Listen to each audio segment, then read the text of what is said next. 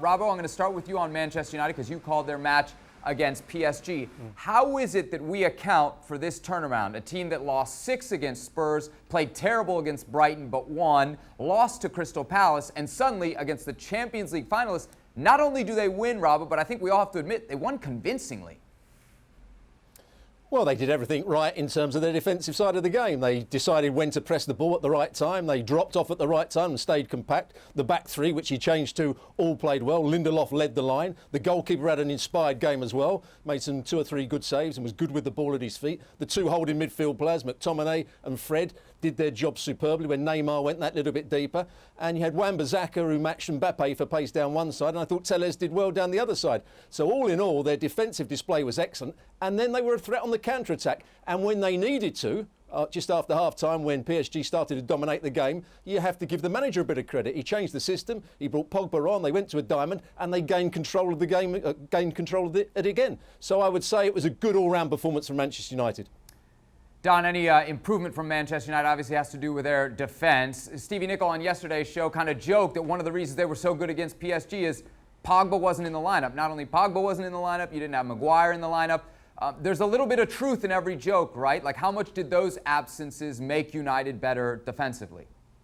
Yeah, I think Stevie's got a point. At the same time, I don't think Pogba should ever be playing anywhere near, his own centre-halves. He's a player that should be playing further up the pitch to try and get and support the strikers and doing what he is good at, getting goals, getting assists and creating things. They've looked a little bit more solid of late over the last couple of games when Fred and McTominay have been there because they're more of a defensive screen. So I think the defenders behind that screen in midfield, I think they can relax a little bit more knowing they've got Fred and McTominay who are going to work and have the industry just in front of them. So there's a little bit of truth in it. At the same time, when you're picking, your best Man United side to try and get you a big result, Pogba would be in that 11. Shaka, let's talk Manchester United big picture. It seems pretty clear. When they play teams that they're supposed to have the ball against, they don't do well. When they can sit back and counter, they do exceptionally well, even against better competition. It's a formula that works, but is the fact that they really only have that one play in their playbook a problem for United?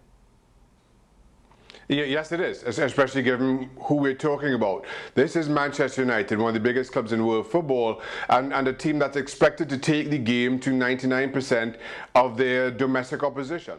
So when you see the performance against PSG, when you see players stepping up and turning in performances like you've not seen for some time. Tuanzebe comes in and is simply outstanding. David De Gea had his best 90 minutes that we've seen for quite some time. But then when United come up against PSG, they are underdogs.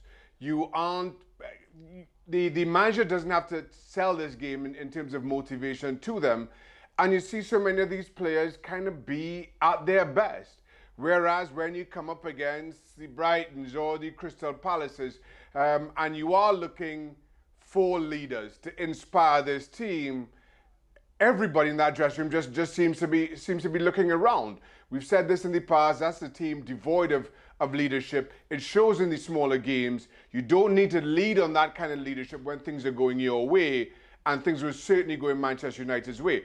And I don't mean that in any disrespect. They earned everything that they got against PSG. They earned Lady Luck to be smiling on them with the retake of the penalty. But that's Manchester United in 1% of their games. Too many times they've been found wanting when they need to be stepping up. Thanks so much for watching ESPN on YouTube. And for more sports highlights and analysis, be sure to download the ESPN app. And for premium content and live streaming, subscribe to ESPN Plus.